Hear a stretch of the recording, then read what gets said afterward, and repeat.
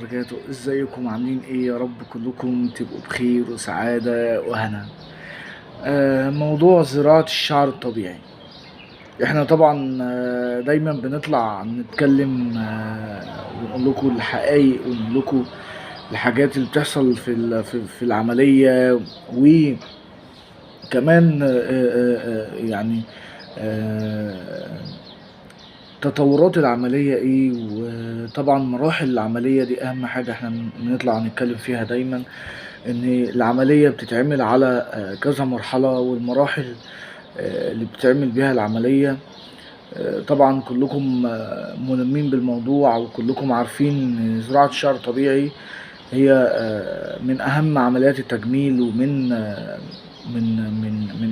من اجمل عمليات التجميل الموجودة داخل مصر وخارج مصر. طبعا كلكم عارفين الكلام ده كله.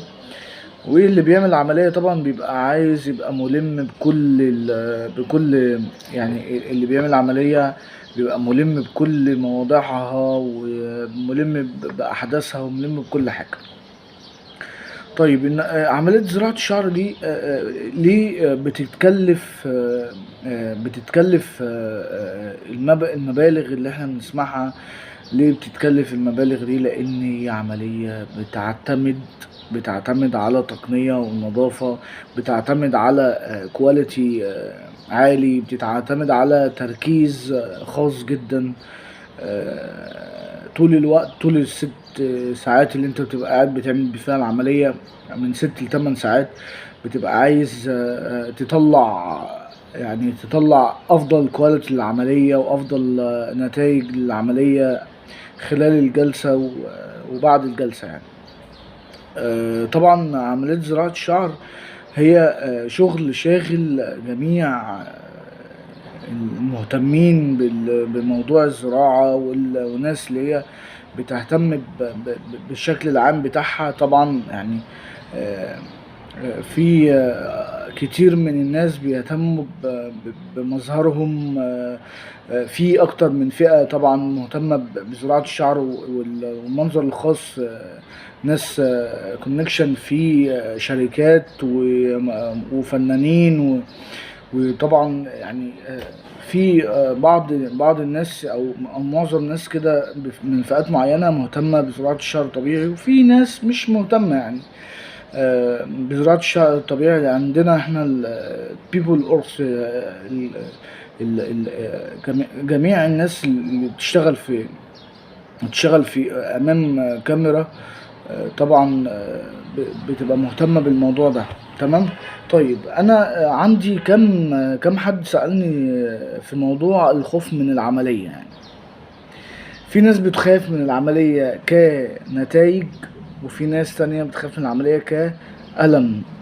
طبعا احنا قلنا كذا مرة ان بعد موضوع البنج، يعني بعد ادراج البنج ما بيبقاش فيه اي وجع، ما بنحسش باي حاجة. نبقى قاعدين مستمتعين بشغل الكونكتد اللي شغال معاك. تمام. بنبقى احنا مستمتعين بالعملية. وبعد ما نخلص بنبص في المراية نلاقي شكلنا مختلف تماما. ده اول تخوف الألم. طبعا احنا قلنا ان بعد البنج مفيش اي نوع من انواع الألم، انت متحسش بأي حاجة خالص خالص خالص، لا اثناء العملية ولا بعد العملية. تمام. تاني تخوف هو خوف من النتائج. يعني انا عندي ده طبعا الخوف الاكبر، لان البيشن بيبقى طبعا عايز ياخد كل النتائج اللي في الدنيا، النتائج الزراعة الجامدة جدا، عشان خاطر مش حابب يضيع فلوسه او يضيع اذا كان تعبان. طبعا كلنا عارفين ان احنا كلنا تعبانين في الفلوس اللي احنا بنجيبها، مفيش حد بيجيب فلوس كده وخلاص.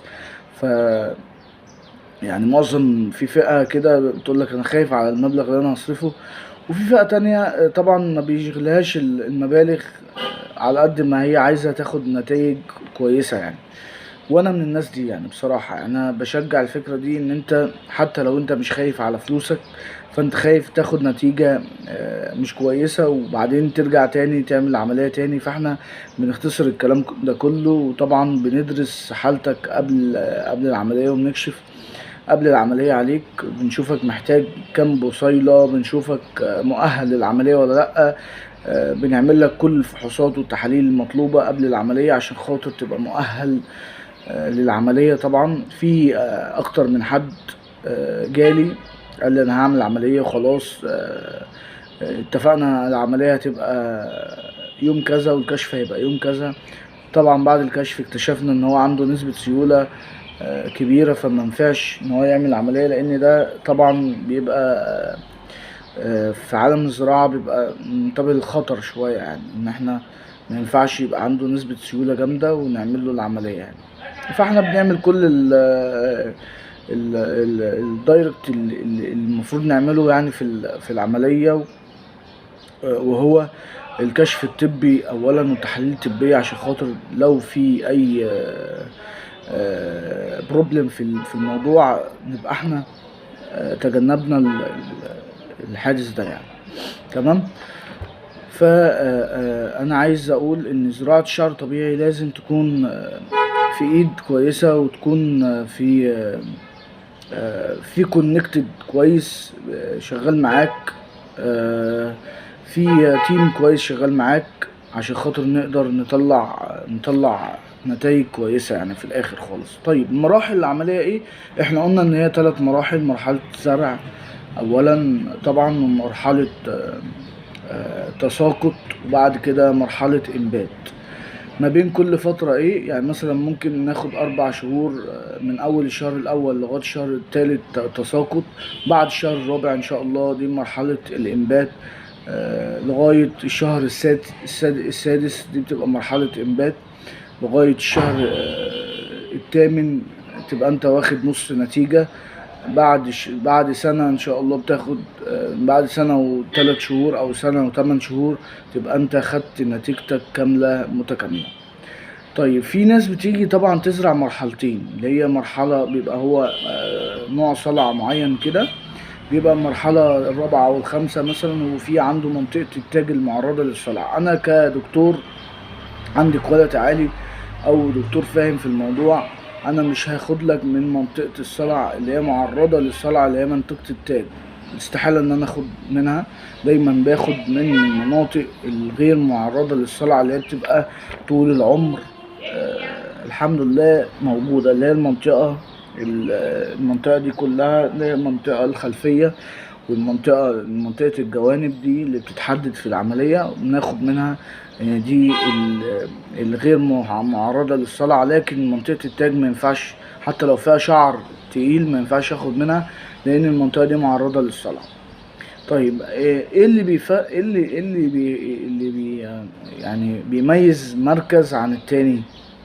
هو كواليتي وتيم، تقنية، نظافة، الكلام ده كله يعني. وطبعا الناس اللي هي شغالة في الموضوع الزراعة دي فاهمة كويس قوي ازاي افرق من المركز والتاني. تقنية، نظافة، كواليتي، عملية، رسم جبهة، لان ده طبعا انت بيفرق معاك بعدين، ان هو ما ينفعش ان انا امشي على خط مستقيم في موضوع خط الجبهة والكلام ده كله. في ناس بتعمله غلط يعني، ان هو في معظم الاوقات بيبقى على حسب اختيارك انت. على حد فاهم او في الزراعة وانت رحت مكان كويس متميز هيقولك تختار ايه، تختار انهي رسمة. تمام. طيب لو هو اختار رسمة معينة وقالك انا عايز الرسمة دي وما ينفعش، بنعمل ايه؟ بنقترح عليه طبعا، لان احنا مش هينفع نزرع على عصب الجبهة يعني. دي حاجة مهمة جدا، ومش كل المراكز برضو، عشان تخلي بالك لازم تروح لناس فاهمة في الموضوع، وإلا انت هيبقى في أذية فيما بعد يعني. تمام. العمليات الفاشلة بتحصل ليه؟ عشان خاطر حضرتك بتسترخص في السعر. بكلمكم بمنتهى الأمانة والله، اللي بيسترخص في السعر وبيروح يعملها ب4 و5 و6 و7، ده يعني أنا مش عارف أقول إيه. وعامة اللي بيقولك ب7000 جنيه بيحطك على قائمة الانتظار لغاية لما يجمع 30-40 عملية عشان يبقى هو مختصر فيك، او بيشغل معاك الميتور بتاع العملية. مش انت لوحدك اللي بتشتغل مع، مش ما بيعملكش العملية ليك انت لوحدك، لا، ده بيشتغل مع 10 او 15 عميل بنفس نوع الميتور بتاع العملية يعني، او قلم الزراعة. فانت تجنب الحاجات دي كلها وخليك في المضمون، ان شاء الله باذن الله ربنا يكرمك. وهي في الاول في الاخر نصيب طبعا وتوفيق من عند ربنا سبحانه وتعالى. الزراعة كلها بتبقى توفيق من عند ربنا سبحانه وتعالى. واي حاجة انتم محتاجينها اسألوني فيها، وان شاء الله بإذن الله في تقدم في تقنية العملية، في تقدم في حاجة اسمها DHI. دي بنحاول ان احنا نستخدمها ان شاء الله الفترة الجاية، ودي تقنية هتعجبكم جدا ان شاء الله بإذن الله، وهتبقى اسهل كمان من تقنية FEU، بس هتبقى اغلى شوية لان الناس اصلا مش مستحملة FEU تقنية سفير، فهتستحمل زي DHT يعني، مش مستحملها كألم، لا مش مستحملها كسعر يعني. فربنا يسهل ان شاء الله بإذن الله، ونبقى جاهزين لموضوع العملية دي ان شاء الله، وموضوع الكواليتي الجديد ده بإذن الله، وهنقول لكم اسعارها قريب ان شاء الله. شكرا، ونتقابل في حلقة جديدة ان شاء الله. السلام عليكم.